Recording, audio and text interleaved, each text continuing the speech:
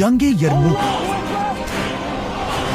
मुसलमानों की तारीख की सबसे बड़ी और सबसे फेमस जंग, जिसमें एक तरफ रोमन एम्पायर अपनी फुल ताकत के साथ 2 लाख की फौज लेकर खड़ी थी और दूसरी तरफ मुसलमान खालिद बिन वलीद की लीडरशिप में सिर्फ 30,000 मुसलमानों के साथ खड़े थे।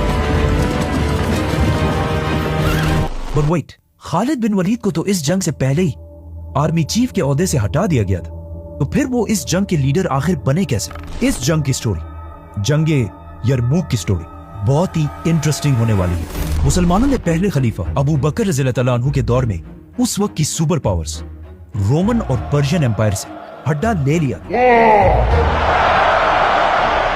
और जब हजरत उमर रज़ियल्लाहु अन्हु खलीफा बने तो मुसलमान खालिद बिन वलीद की लीडरशिप में इन दोनों एम्पायर से ये सारा इलाका फतह कर चुके थे। लेकिन जैसे ही हजरत उमर खलीफा बने, उन्होंने खालिद बिन वलीद को उनकी पोजीशन आर्मी चीफ के ओहदे से हटा दिया, जिसे हम इस वीडियो में एक्सप्लेन कर चुके, और उनकी जगह अबू उबैदा इब्ने जर्राह को मुसलमानों का नया आर्मी चीफ बनाया।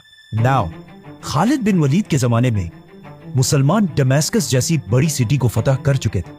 ये इतनी बड़ी सिटी थी कि ये आज तक सीरिया, शाम का कैपिटल है।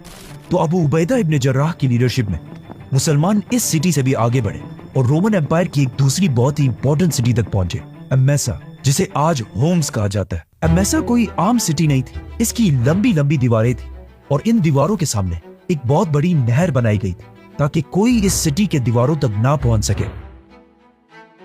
अबू उबैदा की लीडरशिप में मुसलमानों ने इस सिटी को चारों तरफ से घेर लिया, लेकिन अब मसला यह था कि जब मुसलमान इस सिटी तक पहुंचे तो ये दिसंबर की सख्त सर्दी का मौसम था और यहाँ बहुत ज्यादा बर्फबारी हो रही, और मुसलमान तो सारे अरब के गर्म डेजर्ट से आए थे, तो वो इस सर्दी को बर्दाश्त नहीं कर सकते थे।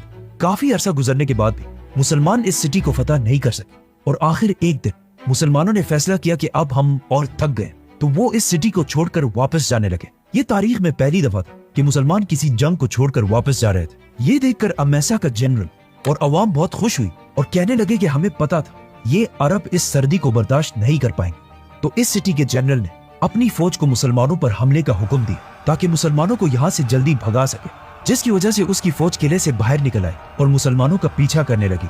जैसे ये फौज अपने किले के तोपों और तीरों की रेंज से बाहर निकली तो मुसलमानों की फौज अचानक रुक गई और इन पर हमला कर दी, और एट द सेम टाइम मुसलमानों की इन 2 फौजों ने भी आकर इस फौज पर हमला कर दिया और इस तरह ये सारी फौज खत्म हो गई और इनका जनरल मारा गया। मुसलमानों की आर्मी की इस जबरदस्त प्लानिंग को देखकर यही लगता है कि जरूर ये खालिद बिन वलीद का ही मशवरा होगा। अबू उबैदा मुसलमानों की फौज लेकर वापस सिटी के पास आए।